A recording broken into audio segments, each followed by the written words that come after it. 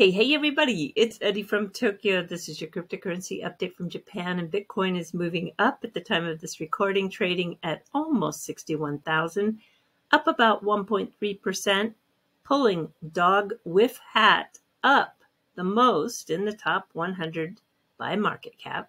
The meme coin is, 11% up.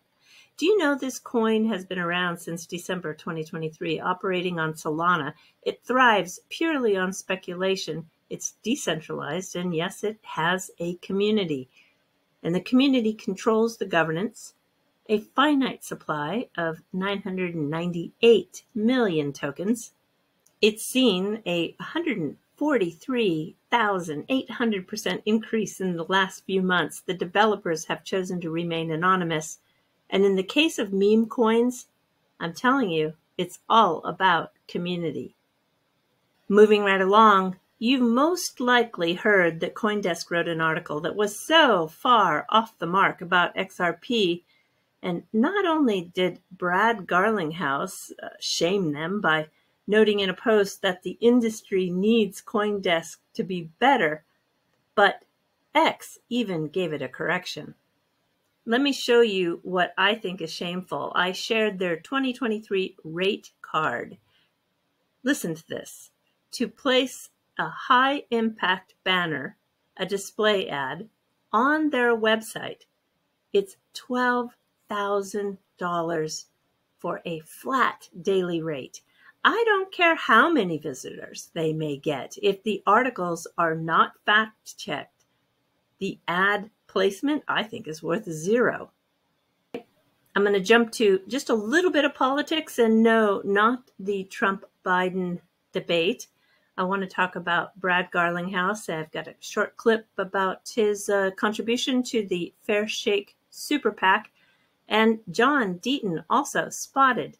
It was shared by the Political Massachusetts Playbook. The candidate poised to unseat Senator Elizabeth Warren is John Deaton, and he's photographed here with the highly popular former Republican governor of Massachusetts, who held that post from 2015 to 2023, Charlie Baker. And an interesting side note, Baker had a 74% approval rating, the highest of all governors, according to the annual Morning Consult poll. That's impressive. And within the hour, I posted a picture of John holding up his op-ed that was in the Boston Herald, and it is behind a paywall. I did put an excerpt from that article on my post if you're interested. The article title is "DC is Breaking the Great States Like Massachusetts," and basically Senator Warren is talking out of both sides of her mouth. Now let's listen to that short clip of Brad Garlinghouse just a few days ago talking about the super PAC called Fair Shake. It's for crypto. It's raised over 160 million. That's a figure that they calculated by the end of May. And so far, it has not been earmarked for any Republicans, well, at least not that I know of. Most of that money has been going to pro-crypto Democrats. Let's hope that John does get a piece of that big campaign money. Crypto companies are banding together to be a force in the 2024 election, and they are already influencing Capitol Hill. In the past month, Coinbase, Ripple, and Andreessen Horowitz have all donated to Fair Shake PAC, the fourth largest political action committee playing in 2024, currently committing, according to Open Secrets. Ripple CEO Brad Garlinghouse said now is a defining moment for crypto, and his group and others are working to play catch-up in DC. This is an industry that has been behind in Washington and really been on the defensive from some, I think, uneducated and sometimes intentionally or not, I'm not sure, but really those who are trying to kill crypto in the United States at a time when we want the U.S. to be one of the financial centers of this next generation technology. Let's jump over to Web3. Futureverse and Animoca Brands, a brand new strategic partnership, was announced yesterday. It's an investment to fuel the growth of the Root network, and it's going to be focused on their technology stack and ecosystem. There's the Root token. There is also the Asto token, which powers the AI, and Silo for social gaming. Animoca is a Fortune Crypto 40 company. It really is the leader in games and Web3, driving digital property rights via NFTs and gaming to build the open metaverse. I have a very important clip for you to listen to. This is with the co-founder of Animoca, Yatsui, just from a few days ago. And it's about their working on building on the TON blockchain, T-O-N. And TON and Telegram have done a strategic partnership. I really think you need to do your research and keep your eye on this. Telegram isn't very popular in America, even though it has 800 million users. So for people in the US, they're like, I've never heard of Telegram, for instance, right? I mean, again, it's not to say that in Web3, we've all heard about it, but outside of Web3, most people aren't sort of as familiar with it. So they don't sort of, they kind of dismiss it a little bit. But then when you go outside, it's you know, the fastest growing and one of the most popular sort of communication mediums out there. So I think that's changing. So this year, the combination of all the new games that are coming out, you know, we ourselves invested in over 150 games that are all launching, and then our own Mochaverse platform as well as helping sort of distribute and sort of publish these titles as well, together with platforms that we see like with Telegram and the TON ecosystem. I think will really, onboard potentially, you know, we've been saying this a lot, but I think we'll get to 100 million native Web3 users and growing, possibly even by this year. One of the best researchers on X, hands down, is Kryptonrider, and he has started a new YouTube channel. The first one was about AtomicNet, the technology that is powered by PolySign.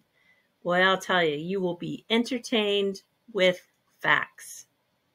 I have an under-the-radar video clip for you. It just was, uploaded 10 days ago, only had 16 views, and it is Ripple's head of business development, Aditya Turakia. This is interesting. Yeah, all of it was good, but I clipped what I thought was maybe, if you're into DeFi or if you're really wanting to know where Ripple's focus is, which is in the DeFi and tokenization, he talks about the 5 pillars. And before we jump over, I just want to have you take a look at Star River Ikebana. This is somebody who lives in Tokyo and is doing just the most gorgeous Ikebana work I have seen. I've been following him for well over a year. He's originally from Canada. It's just eye candy. And he's just a genius when it comes to this art form. Here's where you can find him on X. And be careful because you will get hooked. All right, let's jump to the proof of talk clip. Until next time, do take care. Sayonara for now. Bye-bye. Awesome. Hi, everyone. My name is Aditya Turakia. I work at Ripple, heading up our EMEA trading and markets team, where I look at all things liquidity and risk management. So Ripple, for those of you who don't know, is an enterprise software company that solves real-world problems using blockchain technology. And I think TradFi and DeFi absolutely can coexist. I think when we say DeFi, I'm just using the term very loosely to describe blockchain technology, but I think they can definitely coexist. There's definitely elements that you can decentralize away where there is financial disintermediation possible.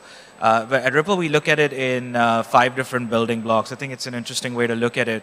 The first one is on-ramps and off-ramps. So for you to enter an ecosystem, you need to be able to on-ramp into that ecosystem. So the same way today, before blockchain technology, you would deposit money into a bank. You now have money in your bank account. Or you withdraw it from an ATM. Now you have cash that you can use.